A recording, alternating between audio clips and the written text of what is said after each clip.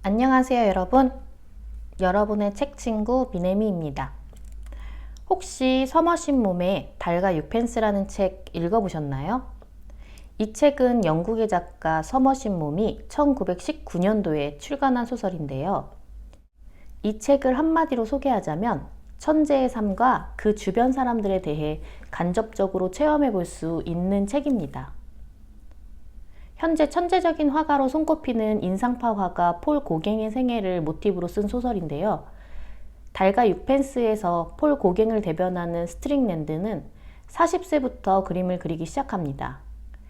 그런 점에서 나도 어떤 분야에서 천재성이 드러나서 그런 삶을 살 수도 있는 거고, 혹은 가족이나 주변 지인들 중에서 갑자기 천재가 나타날 수도 있는 거니까 한 번쯤은 읽어보면 좋을 것 같습니다. 어린 왕자의 작가로 유명한 프랑스 작가 생텍쥐베리는 인간의 대지라는 자전적 소설에서 태어날 때부터 누구나 천재로 태어난다고 말하며, 그런 천재성은 인류에 의해 살해당해왔고 또 살해당하고 있기에 인류에 대한 아주 큰 비극의 슬픔을 느낀다고 말합니다. 그러니 우리는 누구나 천재성을 품고 있다고 말할 수도 있는 거겠죠? 이 책은 우리가 천재를 대하는 태도에 대해서도 살펴볼 수 있고, 천재가 세상을 보는 관점과 일반 사람들이 세상을 보는 관점에 대해서도 살펴보면서 이게 왜 이렇게 대립적인지 생각해 볼 수 있는 기회를 마련해 줍니다. 예를 들어 스트링랜드는 이 책에서 40살에 갑자기 그림을 그리겠다며 직장도 내팽개치고 아내와 미성년인 아이들을 두고 떠납니다. 가장으로서의 책임감이냐, 자아의 실현이냐. 이 문제 또한 관점이 대립하며 도덕성과 양심의 문제에 부딪히게 되는데요. 사회적인 책임을 지지 않고 자신의 자아 실현을 고집하는 스트링랜드와 무책임한 가장을 비난하는 가족들과 주변 사람이 대립하게 됩니다. 그 외에도 이 책에서 살펴볼 만한 주제들이 많습니다. 저는 이번에 이 책을 재독했는데요. 두 번째 읽으니까 처음에 보지 못했던 문장들이 많이 발견되면서 더 깊이 있게 파고들 수 있었습니다. 정말 이런 고전은 한 번이 아니라 여러 번 읽어봐야겠다는 생각을 했습니다. 달과 육펜스로 독서 모임을 했을 때 사유해보면 좋을 주제들에 대해서 말씀드리겠습니다. 물론 혼자 읽는 분들도 여기에 대해 생각해보면 좋겠죠? 하지만 생각만으로 그치면 어떻게 될까요? 지식과 감상은 빠르게 망각 속에 흩어져 버립니다. 기록을 남겨놓거나 독서 모임에 참여하는 등 출력하는 과정을 거쳐서 장기 기억이 되고 온전한 내 것으로 소화하시길 바라겠습니다. 자, 사유해보면 좋을 주제 첫 번째, 천재와 도덕성. 아까 말씀드린 것처럼 천재들은 집단적 이익보다 개인적인 자아 실현이 우선되기 때문에 본의 아니게 주변에 피해를 끼칠 수 있습니다. 하지만 한 명의 천재는 인류 전체로 보면 인류의 진화에 더 큰 이득을 가져다 줍니다. 이런 부분을 여러 관점에서 생각해 보면 좋을 것 같습니다. 두 번째, 진정한 사랑과 소유욕. 책에서 스트링랜드는 가정에서는 무책임한 가장으로 비난받지만 또 하나의 비난받을 만한 행동을 저지릅니다. 그것은 바로 동료 작가의 아내와 불륜을 저지르는 것인데요. 그것도 모자라 남편을 버리고 자신을 선택한 여자에게 매정하게 대함으로써 자살에 이르게 만듭니다. 그러면서도 그는 양심의 가책을 느끼지 않습니다. 그저 그 여자가 죽은 것은 어리석고 균형 잡히지 않은 인간이라서 그렇다고 이야기합니다. 저는 이 부분에서 진정한 사랑과 소유욕에 대해서 생각하게 되었는데요. 왜 남녀 간의 사랑은 늘 소유욕으로 변질되는지에 대해서 생각해보면 좋을 것 같습니다. 세 번째, 사랑과 동정. 책에서 스트링랜드와 불륜을 저지른 스트로브의 아내 블란치가 끝내 자살을 했다고 말씀드렸는데요. 블란치의 남편 스트로브는 아내가 자신을 버리고 다른 남자를 선택했지만 끝까지 아내 블란치를 사랑하며 기다렸습니다. 그러나 블란치는 그런 그에게 뺨까지 때리며 죽는 순간까지 외면합니다. 그 이유에 대해 스트링랜드는 여자는 말이요, 자기에게 해를 입힌 사람은 용서하지, 하지만 자기를 위해 희생한 사람은 용서하지 못해 라고 이야기합니다. 블란치는 왜 남편을 용서하지 못했을까요? 그것은 남편이 자신을 사랑한 게 아니라 동정했다고 생각했기 때문입니다. 동정심은 때에 따라 누군가에게 도움을 줄 수도 있지만 동정받기를 원하지 않는 사람에게 주는 동정은 굴욕감과 수치심을 줍니다.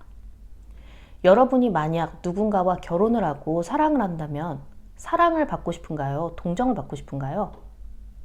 진정한 사랑과 동정에 대해서 한번 생각해 보면 좋을 것 같습니다. 네 번째, 스트릭랜드와 스트로브의 삶의 태도. 이 책에서 스트릭랜드는 개인적이다 못해 이기적인 사람으로 보여집니다. 반면에 스트로브는 이타적이다 못해 답답한 사람으로 나오는데요. 한 사람은 자신을 위해 주변을 희생시키고 또 한 사람은 주변 사람들을 위해 자신을 끊임없이 희생합니다.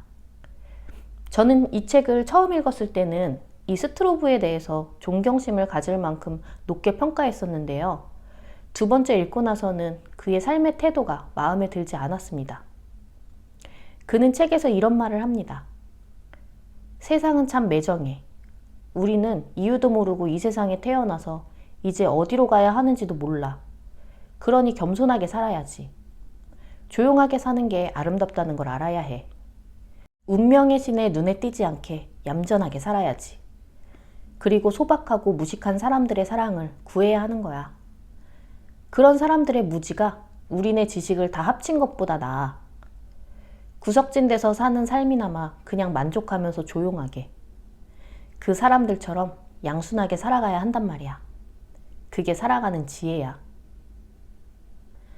제가 독서 모임에서 이 부분을 읽고 스트로브의 삶의 태도가 마음에 들지 않는다고 했을 때 다른 모임의 한 분은 오히려 이 부분을 읽고 이렇게 사는 게 맞는 것 같다고 말씀하셨었는데요.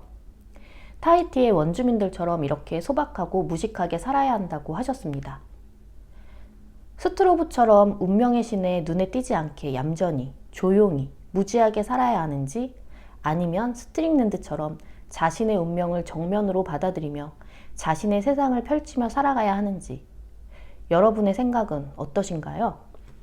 이 부분도 한번 생각해 보시면 좋을 것 같습니다. 다섯 번째, 신을 믿는 마음. 화자인 르네는 스트릭랜드가 타히티에서 죽고 난 후 드러나지 않았던 죽기 전의 모습들을 주변 사람들의 입을 통해 전해 들으며 생애의 조각을 맞춰 나갑니다. 그 중에는 브리노 선장도 있는데요. 이 사람은 해군 출신으로 20년 전 불모의 땅이었던 섬을 하나 사서 아름답게 가꾸고 가족과 함께 그 섬에서 행복하게 살고 있는 사람입니다.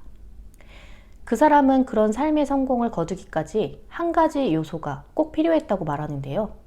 그건 바로 신을 믿는 마음이라고 말합니다. 개인적으로 왜 이 말이 와닿았냐면 제 삶에서 절대 흔들리지 않는 가치관이나 신념이 있냐고 물어본다면 저는 이 두 가지를 꼽는데요.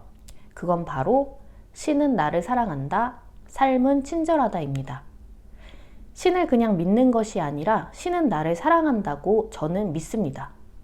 그렇기에 세상과 나를 만든 신은 저를 사랑하기 때문에 삶 또한 친절할 수밖에 없는 것이죠. 이 믿음이 별거 아니라고 생각하실 수도 있지만 이 믿음은 인생을 살아가는 데 있어 정말 중요합니다. 이런 생각을 품고 있으면 삶에서 일어나는 모든 좋은 일이든 나쁜 일이든 신의 선물이라고 생각할 수가 있습니다.